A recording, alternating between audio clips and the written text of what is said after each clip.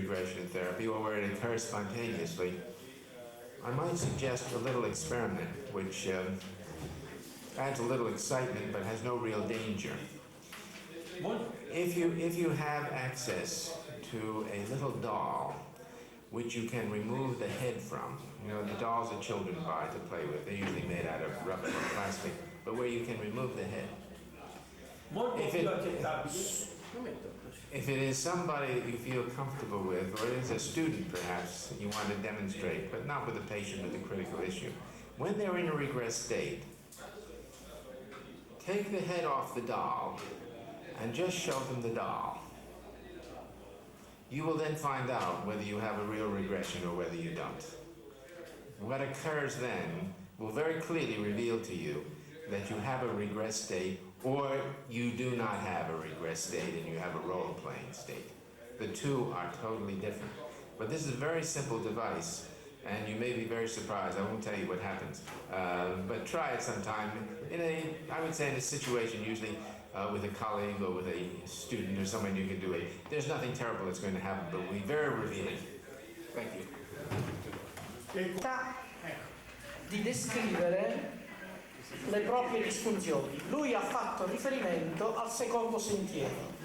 In questi soggetti la tecnica che lui ha descritto partendo da una paziente è quella di farla regredire e di farla parlare liberamente, descrivendo nel modo in cui le è possibile le sue disfunzioni. Ho capito bene, è questa la tecnica?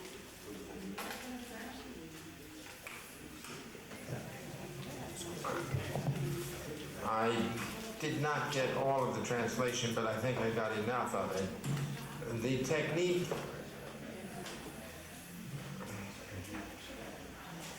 technique is to use the plasticine, the clay, and to use the hands as a modeling device rather than to focus on the body when that is very difficult to do. And interesting you bring up the question because with plasticine, regression comes about very spontaneously. Perhaps in part because it is something that's connected with childhood anyway. Children use clay to model, to use their hands. But also the hands are such a basic and primitive part of our expression, both when we talk, when we feel. It is an area in which one can experience all kinds of sensations, whereas the rest of the body tends very often, as you know, to be defended against much better. And there is a kind of armoring of the body, which Wilhelm Reich described very well in his character analysis. But the hands are much freer. And we find that the use of the hands, as I'm sure you have too, is a very good route to other kinds of hypnotherapy, which are not necessarily dynamic or analytic in nature. Patients with migraine headaches frequently are helped tremendously by learning how to get their hands warm. And the moment the hands get warm, the headaches subside.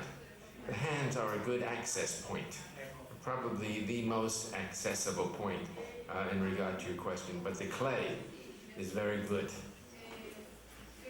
One other aspect, for those of you who might like to try using the clay, sometimes plasticine is a little hard to work with in that you have to mix it with Vaseline and you have to make it squishy. But there is another product which children use that I prefer because it is easier, and I like to do things the easier way. It is called Play-Doh. It is very soft and very malleable, and you don't have to add anything to it. And it comes in all colors, and you can buy it in a toy store or in a hobby store. It comes in a little tube. It's called Play-Doh. Very, very effective and very simple to work with. It's much cleaner than the plasticine, which you have to clean up afterwards. Posso fare? Sì, allora, professor Franchini di Modena. Ecco, io volevo fare una domanda, perché lei è stato molto chiaro, ad esempio, sulla parte geneostica e anche nella definizione dell'ipnosi. E poi c'è stata una parte su cui ha fatto degli accenni che vorrei capire meglio. possibile nell'ipnosi ricostruire e rielaborare il rapporto affettivo, che è uno dei punti centrali della terapia e in genere della patologia psicologica, ed è uno dei punti controversi tra la psicoanalisi e l'ipnosi, che è appunto la rielaborazione del transfer. Poi un altro aspetto su cui volevo interrogarla è che non ritengo che sia sempre positivo utilizzare la recettività, perché penso che rappresenti talvolta proprio il problema del paziente nella sua vita quotidiana di relazione, che lo espone a una forte suggestionabilità, a una incapacità di gestire la propria emotività. Scusi, lei dice la recettività all'ipnosi? Sì, sì. Scusa, Pietro, il microfono. Puoi dare tu il microfono? Scusa, Anna, puoi dare tu il microfono? Scusa, non deve essere già aperto, è acceso, pensa. Adesso magari è spento, vediamo un po'. Pronto? Si sente così? No. Prima era acceso, adesso è spento. C'è un on-off là? Vediamo così va, pronto? Sì. La seconda domanda riguardava se è opportuno utilizzare la ipnorecettività, perché spesso mi sembra, o talvolta, nasconde una sensibilità, un'emotività esasperata da parte del paziente, che è proprio il suo problema che lo espone nella vita quotidiana a dei rapporti di dipendenza o un'incapacità di gestire razionalmente la propria istintività e la propria parte emotiva. Da ultimo, mi interessa sapere se l'ipnosi può dare un contributo importante nell'affrontare il transfer dal punto di vista negativo, che rappresenta una parte cospicua della patologia, per esempio le nevrosi narcisistiche e anche certi casi di borderline. Grazie.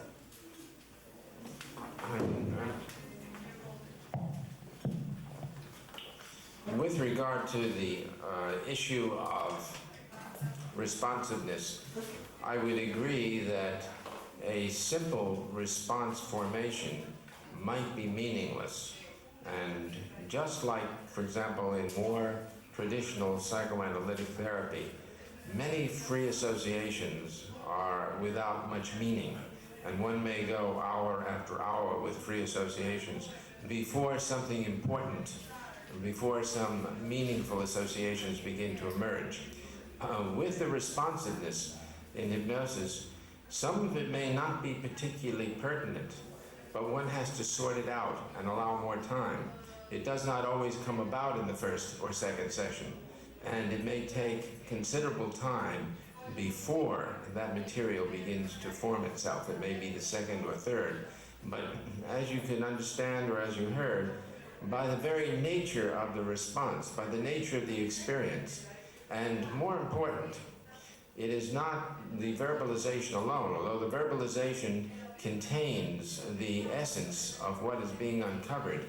It is also the abreactive quality, so that most of the material that is rendered under sensory or plasticine and sensory hypnotherapy has an abreactive element to it. There is a considerable loss of self-monitoring. There is a considerable loss of that kind of vigilance, and one might say, in a generalized sense, that vigilance is set aside very much during this experience. And therefore, as a matter of clinical judgment, it is not too hard to differentiate between that which contains a lot of vigilance on the part of the patient, even within hypnosis, and patients can be very vigilant within hypnosis when they need to be, or when they wish to be. On the other hand, when that vigilance is transcended, then the material that emerges is very clearly abreactive in nature. The second part of the question, or the second question, as I recall, had to do with the important issue of narcissism and narcissistic personalities. That, of course, is one of the more difficult issues to deal with in any kind of therapy, and I think in hypnoanalysis it can only be dealt with through the transference and by the patient moving from the level of self-expression in relation to the internalized conflicts which are now being revealed consciously to a very real direct confrontation with transference feelings. And I will perhaps tomorrow present some material which emphasizes how one can directly, after this first level of responsiveness has been met and there has been gains made, move into the level of the analysis of the transference. And it is only with the transference that that narcissistic component can be encountered.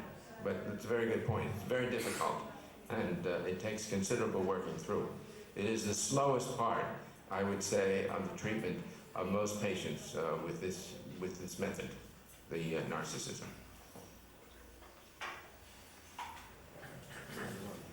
Qualche altra domanda?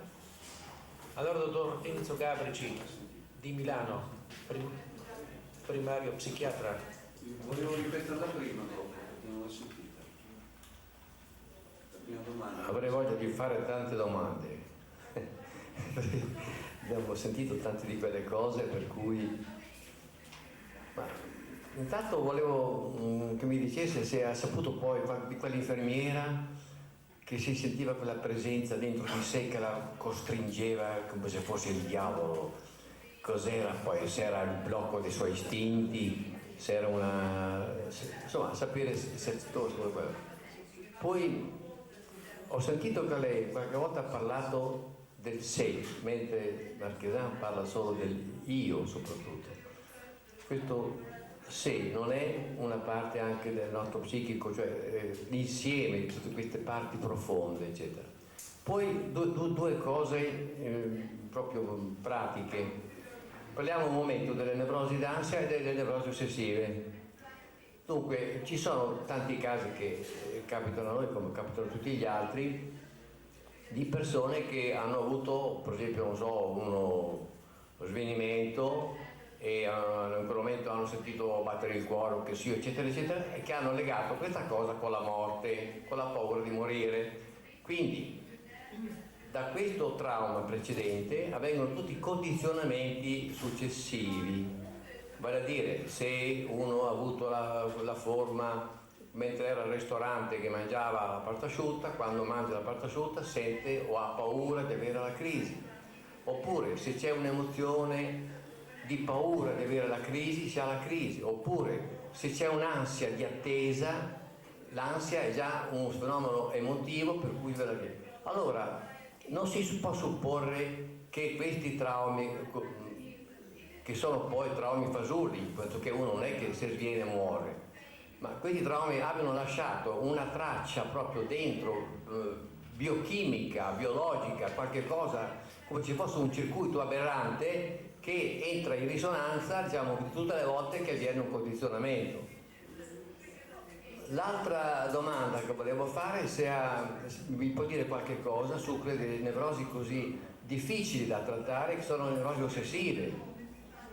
Nevrosi ossessive, con tutta la tipologia classica di lavare le mani, di non essere mai sicuri di niente, eccetera, eccetera, che sembrerebbero più, chissà, forse un blocco di tutta la nostra parte energetica profonda. O non so, la causa di queste nevrosi ossessive, sapete qualche cosa o no? Avete fatto qualche esperienza? Per ora basta perché altrimenti... Grazie. Casomai dovrai ripetere qualche cosa se non risponde a tutti, ne ha fatte parecchie domande. You have raised some very complicated questions, and they cannot be answered simply, and if I recall them right, let me take them not in the order that you presented them. The case of the nurse with such self-hatred and such self-destructive drives, which actually, and I didn't give you the full background history, there'd been a number of suicide attempts on her part prior to therapy, which was why she was referred, serious suicide attempts which had required hospitalization. Much of the origin that came out and took a great deal of time was revealed under hypnosis and did not necessarily involve the intensification of sensory experience, but simply the use of hypnosis for ventilation. And I would like to make it clear that even when one uses a specialized therapeutic approach, there is no reason not to depart from that at times to incorporate other aspects of therapeutic tactics or strategy, hypnotic and non-hypnotic, and I would like to add that very often non-hypnotic sessions are held interspersed when they are meaningful and things are discussed in a more direct manner, or other approaches may be used to integrate and to facilitate the therapeutic process. What came up under one of her sessions was a spontaneous regression to an age of approximately 15 years, when an uncle who was a dentist hired her to be a kind of dental assistant after school because he needed one and she lived nearby. And after dental hours, he would give her nitrous oxide, and then he would sexually abuse her under the nitrous oxide. And this went on for several years, and there was much abuse here. And one of the other components, which in the extract which I read did not go into that detail, was that there was an element of a multiple personality here. There were ego state fragments that would come up, and she would depersonalize at times as a means of coping with the terror and the trauma. And nitrous oxide in itself is a very interesting phenomenon in that it is both ego exhilarating, and one looks forward to the experience as one does to drugs. In many cases, it is similar to the kind of high one gets from cocaine and sometimes from marijuana, if one gets a relative high from marijuana. But it also threatens one's defenses very much, and it is very frightening. And she was exposed to a great deal of this, and some of it had residues, so that characterized a good deal of her disturbance. In some of the instances you described, and I must admit I don't recall the full details, but the anxiety states that are associated with certain procedures, and I think you made reference to eating spaghetti, but I can't quite connect that to anxiety in some ways. It's, unless one is anxious about gaining a lot of weight. But if the setting is one that precipitates anxiety, frequently that kind of problem responds much better to desensitization with hypnosis than to this kind of process. As I indicated earlier today, the use of a sensory hypnoanalysis is really limited to certain kinds of patients, and in essence, patients with long-standing characteriological problems, where it is the character formation and the need to restructure personality elements, rather than where many obsessive-compulsive symptoms, as terrible as they are to deal with and as impairing as they are to a person's life, have a certain autonomous quality to them. And frequently, patients with certain obsessive-compulsive features do very well in other areas of their life except for this. And sometimes desensitization serves a better purpose than this kind of therapy and may even be more rapid in its effect. But with many compulsive disorders like hand washing, I think most psychotherapies, in my opinion, have not been terribly effective in dealing with this. One can modify it, but at the present time in the United States, which is the only area I can comment on, much better success is being obtained with psychopharmacology and with a number of new approaches with psychopharmacology than with psychotherapy. And recently there have been a number of important seminars training psychiatrists to use psychopharmacology with this problem, because otherwise it is, as you know, very frustrating, and the results are not terribly good. I would not recommend hypnosis for this. Posso ripetere la prima domanda? Perché non l'ho sentita. Allora, puoi porgere... Sì, grazie. Sì, la parola ancora al professor Franchini. Si sente. Ripeto la prima domanda perché non si sentiva. Dicevo, com'è possibile all'interno del trattamento ipnotico rivivere e ricostruire il rapporto affettivo, che è parte centrale della terapia in molti disturbi, in molte patologie, che è il punto nodale di controversia tra psicanalisi e ipnosi, transfert, cioè la rielaborazione del transfert.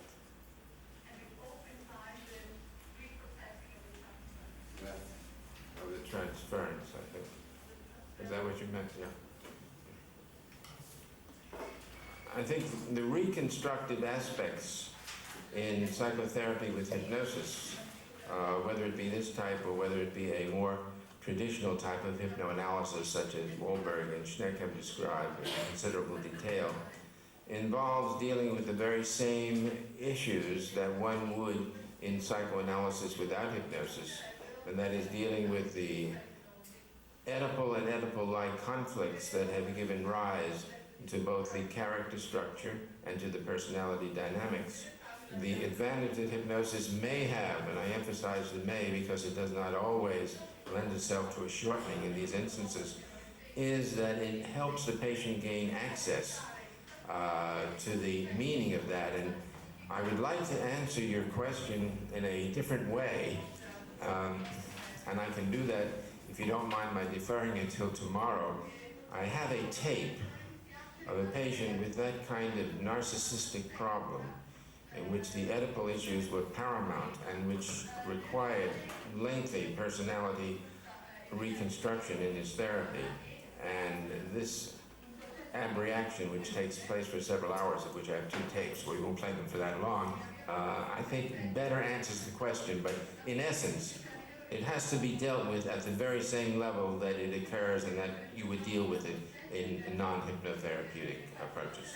And for that reason, I would like to qualify one point which I don't want to claim responsibility for, but which I share responsibility for with my colleagues, all of whom use hypnosis, because I think when, as hypnotherapists or analysts, there are certain ideas that are put forth, I think we have a joint responsibility to clarify these issues to other colleagues who either are interested in using hypnosis or may not use it but want to know more about it. There are therapies such as I've been describing, in which Davin Liu, an analyst in Montreal who does similar things without hypnosis, and who publishes the International Journal of Short-Term Psychotherapy, Dynamic Psychotherapy, emphasize, and that is that there are ways of very directly confronting the dynamics of a patient's neuroses and dealing both with the problems present and incorporating an analysis of the transference and utilizing countertransference issues in a much briefer period of time. And that sometimes very effective reconstruction of personality can take place in selected patients in sometimes 20 or 30 sessions as opposed to much longer therapies. On the other hand, I think it is a misleading idea if any of us were to promote the idea that hypnosis in general can shorten therapy across the board, because that is not generally true. Sometimes, and I think Wahlberg has made this very clear, that hypnoanalysis, and I think Wahlberg was one of the first people to use the term when he published his volume on hypnoanalysis in 1948, made it clear that it permitted him, as an analyst, to deal with many inaccessible issues in the patient in a more direct manner. But it didn't mean that it shortened the time of therapy. That in general, some psychotherapies with hypnosis are just as long as therapies without hypnosis.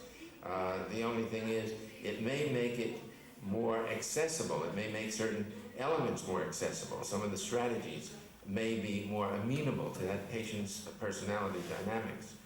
Other kinds of therapies, and I think both Professors Marquisens have emphasized that, and some of the material I've presented today has emphasized that we do have short-term therapies. But that does not mean that hypnosis in itself is short-term therapy. It sometimes is, when selectively used, a better form of therapy. On the other hand, although nobody has said it, I'm sure everybody would in general be in agreement, there are many times we see patients that we feel hypnosis is not the best indicated form of treatment, and we would prefer that they have some other kind of therapy.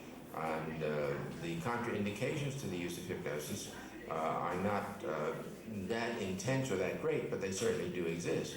And many patients do much better with non-hypnotic therapies, not necessarily because they're resistant, but because they will not be able to incorporate that aspect of the intimacy and transference which hypnosis implies. So that I just want to leave that with you as one element. don't think that because we use hypnosis that everything becomes short term. It does not.